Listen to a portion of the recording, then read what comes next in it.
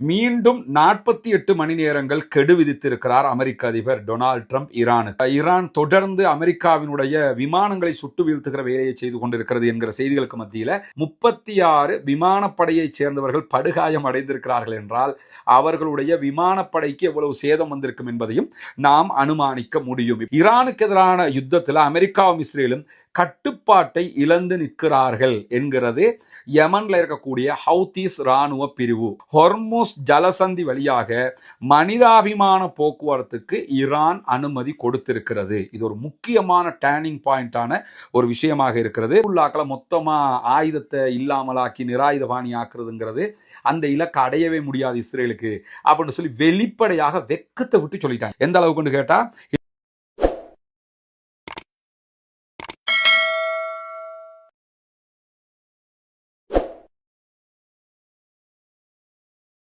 அன்றுக்கினிய சகோதர சகோதரிகளே, நம் அனைவர் மீதும் ஏக இறைவனுடைய அமைதியும் கருணையும் உண்டாகட்டுமாக என்கிற உயரிய பிரார்த்தனைகளோடு பாலஸ்தீனம் மீதான 2 ஆண்டுகால பாரிய யுத்தத்திற்கு பிறகு தற்போது பாலஸ்தீனத்தில் ஒரு சமாதான நிலை உருப்பெற்றிருக்கிறது. சமாதானம் தோற்றுவிக்கப்பட்டு இன்றோடு 176வது நாட்களை நாம் தாண்டி கொண்டிருக்கக்கூடிய சூழல்ல ஈரான் மீதான அமெரிக்க இஸ்ரேலிய கூட்டு ஆக்கிரமிப்பு இராணுவத்தினுடைய தாக்குதல்கள் ஒரு மாதத்தை தாண்டி உச்சம் தொட்டு கொண்டிருக்கக்கூடிய சூழலையும் நாம் அவதானிக்க முடியும். இப்படியான சூழல்ல இன்றைக்கு என்னவெல்லாம் நடக்கிறது மத்திய கிழக்கில் என்கிற முக்கியமான செய்திகளை தான் பார்க்க இருக்கிறோம். இன்றைக்கு அமெரிக்க அதிபர் டொனால்ட் ட்ரம்பினுடைய மீண்டும் ஒரு காமெடி செய்தி வெளியாகி இருக்கிறத நம்ம பார்க்க முடியும். அது என்னன்னா, மீண்டும் 48 மணி நேரங்கள் கெடு விதித்திருக்கிறார் அமெரிக்க அதிபர் டொனால்ட் ட்ரம்ப் ஈரானுக்கு. ஈரான் ஹொர்முஸ் நீர்நிலை பகுதிகளை வெறும் 2 நாட்களுக்குள்ளாக, வெறும் 48 ஹவர்ஸுக்குள்ளாக ஓபன் பண்ணணும், இல்லைன்னு சொன்னா ஈரான் மேல நாங்க நரகத்தை திறந்து விடுவோம் அப்படிங்கிறாரு. இவர் இந்த நரகத்தை திறக்கிற கதை இன்னைக்கு சொல்லல. இவர் முதல்ல பாலஸ்தீன விடுதலை அமைப்புக்கு சொன்னாரு. அதற்கு பிறகு ஈரானுக்கு இது வரைக்கும் ஒரு 10 தடவை சொல்லியிருப்பாரு. இவருடைய கதைகள் எல்லாமே அவர்களுடைய மக்களாலேயே கேலி செய்யப்படக்கூடிய ஒரு நிலையை உருவாக்கி இருப்பதை நம்ம பார்க்க முடியும். அதை தாண்டி இன்றைக்கு அமெரிக்காவினுடைய சில வல்லுநர்கள் பேசக்கூடிய செய்திகளை அல் ஜசீரா அழகாக தொகுப்பாக வெளியிட்டுக்கிட்டு இருக்கிறாங்க. அதில் அவங்க சொல்லக்கூடிய ஒரு முக்கியமான செய்தி என்னன்னு கேட்டா, அமெரிக்க அதிபர் டொனால்ட் ட்ரம்ப் வெறுப்பில் இருக்கிறார். அமெரிக்க அதிபர் டொனால்ட் ட்ரம்ப் எங்களுக்கு எந்த கூட்டு ராணுவமும் தேவையில்லை, நேட்டோவும் தேவையில்லை, எவனும் தேவையில்லை, நாங்களும் இஸ்ரேலும் இணைந்து ஈரானை அழிச்சிருவோம் எல்லாம் வீரம் பேசினாரு. ஆனா பல தடவைகள் அதற்கு பிறகு இந்த நேட்டோ வாங்க, மற்ற மேற்கு நாடுகள் வாங்க எல்லாம் கூப்பிட்டு பார்த்தாரு, யாருமே வரல. அந்த விரக்திர உச்சத்துல தான் தற்போது நாங்க எந்த ஹெல்ப்புக்கும் வரமாட்டோம், ஹொர்முஸ்ல இருந்து நீங்களே கப்பல்களை வேணும்டா பேசி எடுத்துக்கிறங்க அப்படின்னு சொல்லியிருக்கிறாரு. இதுவெல்லாம் அவருக்கு ஏற்பட்டிருக்கக்கூடிய விரக்தி நிலை என்கிறார்கள் ஆய்வாளர்கள். அதை தாண்டி நீங்க பாத்தீங்கன்னா உண்மையிலேயே மேற்கு நாடுகள், குறிப்பாக பிரான்ஸ் உள்ளிட்ட நாடுகளாக இருந்தாலும் சரி, ஜப்பான் உள்ளிட்ட மற்ற நாடுகளாக இருந்தாலும் சரி, எல்லோருமே சுமூகமாக ஈரானோடு பேசி தங்களுடைய காரியங்களை சாதித்துக் கொள்கிறார்கள். அமெரிக்க இஸ்ரேலுக்கு ஆதரவான, அமெரிக்காவுக்கு ஆதரவான நாடுகளை தவிர. இப்படியான சூழல்ல தான் இதுவரைக்கும் யுத்தம் ஆரம்பித்து 30 நாட்களை தாண்டி, ஒரு மாதத்தை தாண்டி போய்கொண்டிருக்கக்கூடிய சூழல்ல இன்றைக்கு அமெரிக்காவுடைய சென்ட்காம் வெளியிட்டிருக்கக்கூடிய ஒரு அறிவிப்புல எத்தனை பேர் இதுவரைக்கும் தங்கள் தரப்பிலே கொல்லப்பட்டிருக்கிறார்கள் என்கிற ஒரு பட்டியலை சொல்லியிருக்காங்க. இது அமெரிக்கா வெளியிட்டிருக்கக்கூடிய பட்டியல் தான். இது முழுமையான உண்மை என்று நம்ம புரிஞ்சுக்க கூடாது. இதுவரைக்கும் 13 அமெரிக்கன் போர்சஸ் சேர்ந்தவங்க கொல்லப்பட்டிருக்கிறாங்க என்று சொல்லியிருக்கக்கூடிய அமெரிக்காவுடைய சென்ட்காம் மேலதிகமாக 365 அமெரிக்க ராணுவத்தை சேர்ந்தவர்கள் படுகாயம் அடைந்திருக்கிறார்கள் என்று சொல்லியிருக்கிறார்கள். அந்த பட்டியலை பிரிச்சு போட்டிருக்கிறாங்க பாருங்க. காயமடைந்தவங்கள்ல 247 அமெரிக்க ராணுவம் இருக்கிறாங்க, மீதி உள்ளவங்க இஸ்ரேலிய ஆக்கிரமிப்பு போர்சஸாக இருக்கிறாங்க என்று சொல்லிட்டு 63 பேர் கடற்படை மாலுமிகள், 63 பேர் கடற்படையில் இருக்கிற மாலுமிகள் கொல்லப்பட்டிருக்கிறாங்க, அவங்களோட கேப்டன்மார் கொல்லப்பட்டிருக்கிறாங்க என்கிற செய்தியை சொல்லியிருக்கிறாங்க. இப்போ நாங்கள் ஈரானுடைய கடற்படையை அழிச்சிட்டோம், ஈரானுக்கு கடற்படையே கிடையாது, ஈரான் கப்பல் 36 அழிச்சிட்டோம், பிறகு 30 அழிச்சிட்டோம், கதையெல்லாம் சொன்னாங்கல்ல. சரி, உங்களில் 63 கடற்படையை சேர்ந்தவர்கள் கொல்லப்பட்டிருக்கிறார்களே, அப்படி என்றால் எத்தனை கப்பல்கள் அழிக்கப்பட்டு, அல்லது இந்த 63 பேர் மெடுகாயம் அடைஞ்சாங்க என்கிற கேள்விகள் எழுகிறதா இல்லையா? அதை தாண்டி 19 மரைன் படையினர் படுகாயம் அடைந்திருக்கிறார்கள் சொல்றாங்க. இவங்க தரையிலும் கடலில் ஃபைட் பண்ணக்கூடியவங்க. இவங்க 19 பேர் எங்க சிக்கினாங்க? நாங்க மெரைன் படையில இருந்து 3500 பேரை தரைப்படையா உள்ள அனுப்ப போறோம்னு தான் கூட்டு வந்தாங்க. அதுல 19 பேர் எப்படி காயமடைந்தார்கள் என்று சொன்னால், அவங்க வந்து இறங்கி இருக்கக்கூடிய துறைமுகங்களுக்கு எல்லாம் ஐஆர்ஜிசி தாக்குதல் நடத்தினாங்க. அதாவது ஈரானுடைய புரட்சிகர காவலர் பிரிவு தாக்குதல்களை நடத்தினார்கள். அதிலே தான் அவர்கள் படுகாயம் அடைந்திருக்கக்கூடிய நேரத்தில் 36 விமானப்படை வீரர்களும் படுகாயம் அடைந்திருக்கிறார்கள். 36 விமானப்படையைச் சேர்ந்தவர்கள் படுகாயம் அடைந்திருக்கிறார்கள் என்றால் அவர்களுடைய விமானப்படைக்கு எவ்வளவு சேதம் வந்திருக்கும் என்பதையும் நாம் அனுமானிக்க முடியும். இப்படியான சூழலில் தான் அமெரிக்காவினுடைய A-10 வர்ஹாக் வகையான ஒரு போர் விமானத்தை சுட்டு வீழ்த்தியதாக ஈரானுடைய ஐஆர்ஜிசி புரட்சிகர காவலர் பிரிவு வெளியிட்டிருக்கக்கூடிய அறிவிப்புல அவங்க சொல்லியிருக்கிறாங்க. ஈரானுடைய தெற்கு கடற்பரப்புல ஹொர்முஸ் ஜலசந்திக்கு அருகாமையில, அதாவது பாரசீக வரைகுடாவினுடைய கடற்பரப்புல இந்த ஃபிளைட்டு விழுந்து நொறுங்கி இருக்கிறது என்கிற செய்திகளை சொல்லி இருக்கிறார்கள். எனவே இன்றைக்கும் ஈரான் தொடர்ந்து அமெரிக்காவினுடைய விமானங்களை சுட்டு வீழ்த்துகிற வேலையை செய்து கொண்டிருக்கிறது என்கிற செய்திகளுக்கு மத்தியில் ரியாதில் இருக்கக்கூடிய அமெரிக்காவினுடைய தூதுவர் ஆலயத்தின் மீது தாக்குதல் நடத்தப்பட்டிருக்கிறது. இந்த தாக்குதல் நடத்தப்பட்டதோட ஈரான் தான் தாக்குதல் நடத்தினாங்க என்று சொல்லி அமெரிக்க ஊடகங்கள் செய்தி சொல்லியிருந்தாங்க. ஆனால் உடனடியாக ஈரானுடைய ஐஆர்ஜிசியும் ஈரானுடைய அரசாங்கமும் அஃபீஷியலாக இதை மறுத்திருக்கிறாங்க.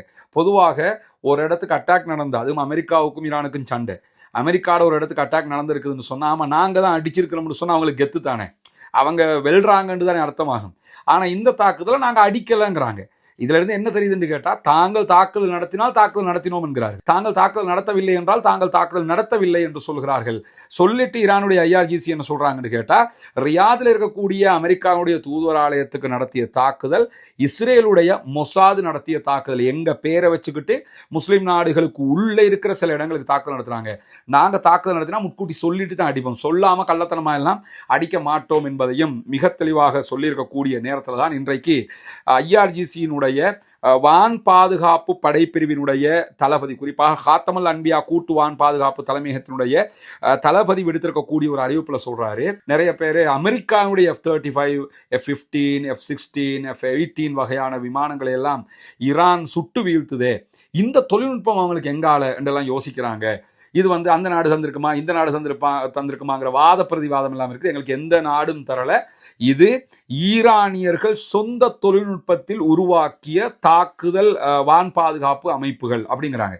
அதாவது அமெரிக்காவினுடைய F-35 விமானத்தையோ அல்லது F-15 வகையான விமானங்களையோ சுட்டு வீழ்த்த முடியாது என்பதுதான் அதுக்கு இருக்கிற பெரிய பாதுகாப்பாக சொல்லப்பட்டு, யாரும் சுட்டு வீழ்த்த இயலாது, எந்த ரேடாருக்கும் சிக்காது, அவ்வளவு மின்னல் வேகத்தில் அது பறக்கும் என்றெல்லாம் சொல்லிக்கிட்டு இருந்தாங்க. அந்த விமானங்களை சுட்டு வீழ்த்தி காட்டியிருக்கிறது ஈரான்.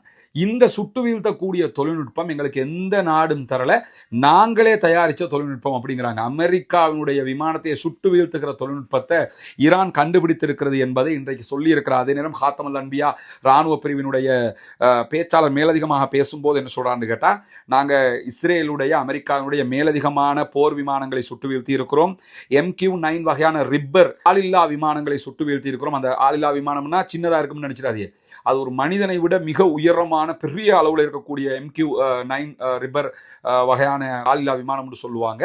அந்த விமானங்கள் 36,000 அடிக்கு மேல நின்று துல்லியமாக உளவு பார்க்கக்கூடிய விமானங்கள். அந்த விமானங்களை சுட்டு வீழ்த்துகிறது ஐஆர்ஜிசி ஈரானுடைய இராணுவம்.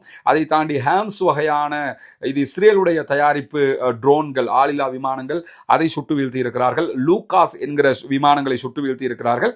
இது இல்லாம அமெரிக்க இஸ்ரேலிய தயாரிப்புகளாக இருக்கக்கூடிய ஆளில்லா விமானங்கள் 160க்கு மேற்பட்ட விமானங்களை சுட்டு வீழ்த்தி இருக்கிறோம் என்கிற செய்திகளையும் இன்றைக்கு ஐஆர்ஜிசி வெளியிட்டிருக்கிறது. எனவே அமெரிக்காவினுடைய விமானங்களையே சுட்டு வீழ்த்துகிற தொழில்நுட்பத்தை கண்டுபிடித்திருக்கிறது ஈரான் என்பதுதான் இந்த இடத்துல இருக்கக்கூடிய ஹைலைட்டடான விஷயமாகவும் இருக்கக்கூடிய சூழல்ல, ஈரானுக்கு எதிரான யுத்தத்தில் அமெரிக்காவும் இஸ்ரேலும் கட்டுப்பாட்டை இழந்து நிற்கிறார்கள் என்கிறது யமன்ல இருக்கக்கூடிய ஹவுதீஸ் ராணுவ பிரிவு. ஹவுதிகள் இன்றைக்கு வெளியிட்டிருக்கக்கூடிய அறிவிப்புல தான் சொல்லியிருக்கிறாங்க, இந்த யுத்தம் ஆரம்பிச்சு 2வது வீக் தாண்டும் போதே அமெரிக்காவும் இஸ்ரேலும் கட்டுப்பாட்டை இழந்துட்டாங்க. அவங்களுடைய கண்ட்ரோல் யுத்தத்தில் இல்ல, முழு கண்ட்ரோலை ஈரான் எடுத்திருக்கிறாங்க. இன்னும் சொல்ல போனா இஸ்ரேலுடைய வான்வெளியையே ஈரான் கண்ட்ரோல் பண்ணி கொண்டிருக்கிறாங்க. இது அமெரிக்காவுக்கு தெரிஞ்சதுனால தான் எப்படியாவது பின்வாங்கணும்னு நினைச்சுக்கிட்டு இருக்கிறாங்க என்கிற செய்திகளை இன்றைக்கு வெளியிட்டிருக்கிற அதே நேரத்தில் ஹொர்முஸ் ஜலசந்தி வழியாக மனிதாபிமான போக்குவரத்துக்கு ஈரான் அனுமதி கொடுத்திருக்கிறது. இது ஒரு முக்கியமான டேர்னிங் பாயிண்டான ஒரு விஷயமாக இருக்கிறது. அடிப்படையான உணவுப் பொருட்கள், அடிப்படையான மருத்துவ பொருட்கள், மனிதாபிமான உதவி பொருட்களை ஏற்றிக்கிட்டு போற எந்த நாட்டு கப்பலாக இருந்தாலும் ஹொர்முஸ் ஜலசந்தியாக தாராளமாக போக முடியும் என்று சொல்லி ஈரான் இன்றைக்கு அறிவிச்சிருக்கிறாங்க. தஸ்னீம் நியூஸ் ஏஜென்சி இந்த தகவலை வெளியிட்டிருக்கிறாங்க. இதை நம்ம என்ன பார்க்கணும்னு கேட்டா, காசாவினுடைய யுத்தத்துல அங்க இருக்கக்கூடிய மக்கள் உணவு இல்லாமல் செத்து மடிந்தார், மருந்துகள் இல்லாமல் செத்து மடிந்தார். எந்த ஒரு மருந்துகளை கொடுக்கறதுக்கு கூட அந்த ரஃபா பார்டரை இஸ்ரேலிய ஆக்கிரமிப்பு ஆட்சியாளர்கள் திறக்கல, உணவுகள் கொடுக்கறதுக்கு திறக்கல. மனிதாபிமான உதவிகள் எதை செய்யறதுக்கு இந்த நிமிஷம் வரைக்கும் மூடி வச்சுக்கிட்டு இருக்கிறாங்க. அவர்களுடைய மனிதாபிமானம் எது, உண்மையான மனிதாபிமானம் எது என்பதை ஈரான் இன்றைக்கு காட்டி கொண்டிருக்கிறான். நினைச்சா இதுக்கு கூட நாங்கள் போறதுக்கு அனுமதி தர மாட்டோம்னு மூடலாம். ஆனால் அப்படி மூடாம தாராளமாக திறந்திருக்கிறாங்கன்னா இதுதான் மனிதநேயம் என்பதை உலகத்திற்கு அவர்கள் காட்டி கொண்டிருக்கக்கூடிய சூழல்ல இன்றைக்கு பிரான்சினுடைய முதலாவது கப்பல் ஹொர்முஸ் நீர்நிலையை தாண்டி பயணித்திருக்கிறது. இப்ப தெரியுதா பிரான்சினுடைய அதிபருக்கு ஏன் இவ்வளவு கட்டுமையாக டொனால்ட் ட்ரம்ப் திட்டி தீக்கிறாருன்னு. அவர் என்ன டொனால்ட் ட்ரம்ப் என்ன சொல்றாருன்னா, நாங்க இனிமே நேட்டோ நாடுகளுக்கு உதவிக்கு வர மாட்டோம், வெஸ்ட் நாடுகளுக்கு உதவிக்கு வர மாட்டோம், உங்க கப்பல்களை நீங்களே ஈரானோட பேசி 7 மணி கொண்டு போயிருக்கீங்களா, ஈரானோட போய் சண்டை பிடிச்சு கொண்டு போய்க்கிறீங்க அப்படிங்கிறாரு. பிரான்ஸ் சண்டையெல்லாம் பிடிக்கல. பிரான்சினுடைய அதிபர் இமானுவேல் மெக்ரான் நேரடியாக ஈரானுடைய ஜனாதிபதி மசூத் பெசக்ஷியனோட பேசி, உங்களுக்கும் எங்களுக்கு எந்த பிரச்சனையும், நாங்க யுத்தத்துக்குள்ள தலையிட போறதும் கிடையாது, எனவே எங்க கப்பல்களுக்கு வழி விடுங்க, போறதுக்குன்றதோட தாராளமா நீங்க எடுத்துக்கிட்டு போங்கன்னு சொல்லிட்டாரு. மேற்கு நாடுகள்ல இந்த யுத்தம் ஆரம்பிச்சதுல இருந்து மேற்கு நாடுகளுடைய முதலாவது கப்பல் பிரான்சினுடைய கப்பல் தான் ஹொர்முஸ்ல இருந்து போய்கிட்டு இருக்கு. இதை தவிர்த்து ஈரான் ஹொர்முஸ்ல இருந்து ஜப்பான் நாட்டு கப்பல்கள், தாய்லாந்து, கிரீஸ், மலேசியா, சீனா, பாகிஸ்தான், ஈராக், இந்தியா நாடுகளுடைய கப்பல்களுக்கு போறதுக்கு தாராள அனுமதியை கொடுத்திருக்காங்க.